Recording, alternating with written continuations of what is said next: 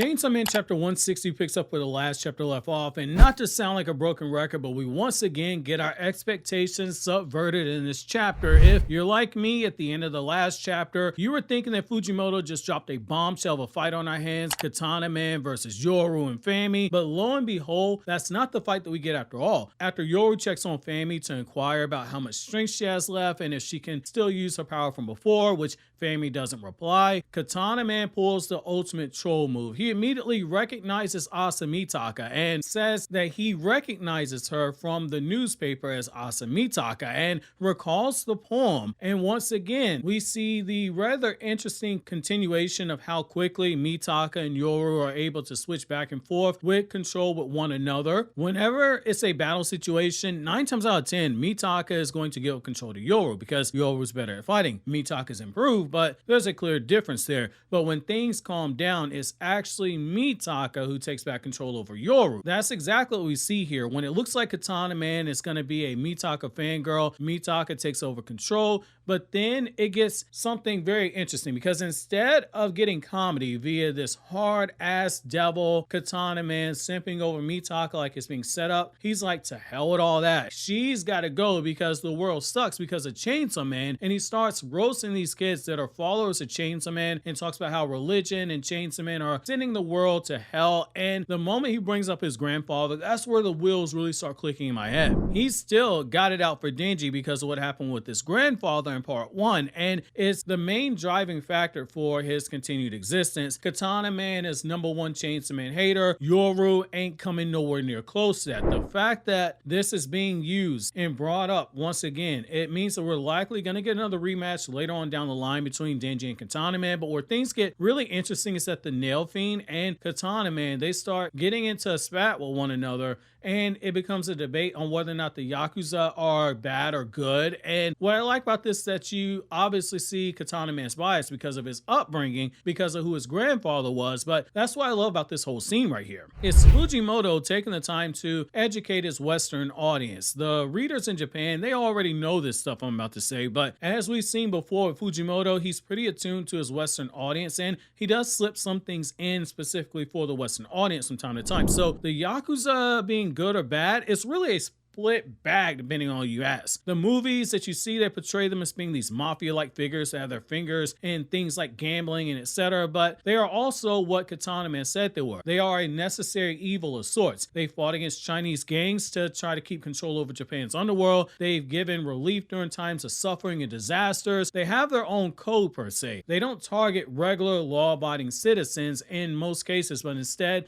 they target other Yakuza clans that are separate of their own. So Katana Man is right to a degree here. So I did think it was pretty cool to see that small bit of defense thrown in there for the Yakuza. Now, getting back to the story itself, this is where things get really interesting. The public safety official begins ordering Katana Man and the Nail Fiend to kill off Mitaka and her friends, but Mitaka, being in control of the body, she reads the situation and she takes advantage of the confusion right away with a pretty smart play. She tells Katana Man, hey, I know you got beef with Chainsaw Man, so that means we're actually on the right side. Me and you, we're allies, bro. We're here to fight Chainsaw Man, which that means you and I, we need to be on the same page. And that makes the kids following them freak out because you can tell they had a lot of things on their minds when it came to meeting Chainsaw Man, but a fight to the death definitely wasn't on the table for any of them, which, can you blame them? Chainsaw Man is pretty strong. Now, Mitaka, being the clever girl that she is, she reads the situation. She realizes that Katana Man doesn't even know Chainsaw Man is actually here in the facility, and when the public safety agent is ordering them to kill them, Katana Man snaps saying, dude, enough with the games already. You knew I had issues with Chainsaw Man, and you had me here guarding him, and you didn't even let me know about it. You think I'm gonna listen to you? In just one quick moment, Mitaka was able to expertly sow seeds of dissension between these two parties, and I love it because it accomplishes something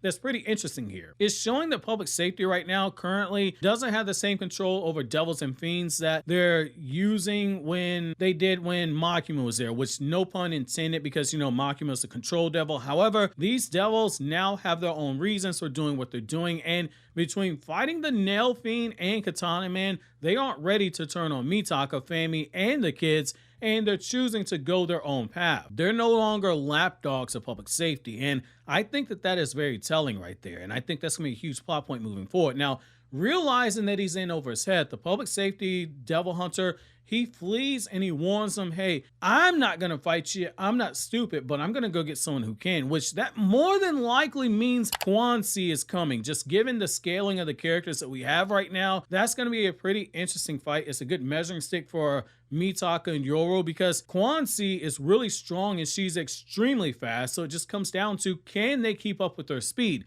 At this point, Yoru takes back the control of Mitaka's body and uses Katana Man's line about the only reason her heart still beats is to kill Chainsaw Man. And Katana Man basically goes, wait a second, copyright strike. I expect nothing less from Chainsaw Man's girlfriend to start stealing my material, which that is really interesting right there. He said it to Yoru specifically. Yoru was still in control.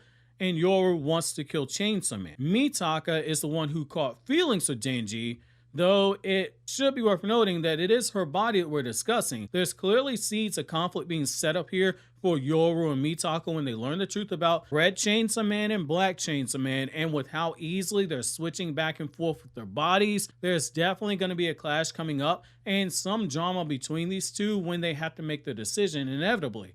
And I think that might be when we see a split between these two. Now, the last thing that stands out here is that Fami stocks, they're going down right now at a surprising speed. She is completely out for the count and looks like she's gassed after everything that's happened, which does make me wonder, is she crashing her own stock on purpose, or is this for real? And is this why she needs to assemble her sisters and focus on powering them up and powering up Chainsaw Man in order to fight the Death Devil? Because if summoning that weak as the Guillotine Devil and taking a few hits from Yoru was enough to do this, good God, this is not a good sign. Unless they're trying to tell us like Yoru got so strong that a couple of hits was enough to tank Fami's durability. I'm gonna call BS on it though. She called herself a trump card. Those are huge words. So she's hiding something more hacks. But again, it would explain why she's always been operating in the shadows until now and being as careful as she has been. That's why it'll be interesting to see how Katana Man and Yoru and Mitaka and that whole situation plays out, because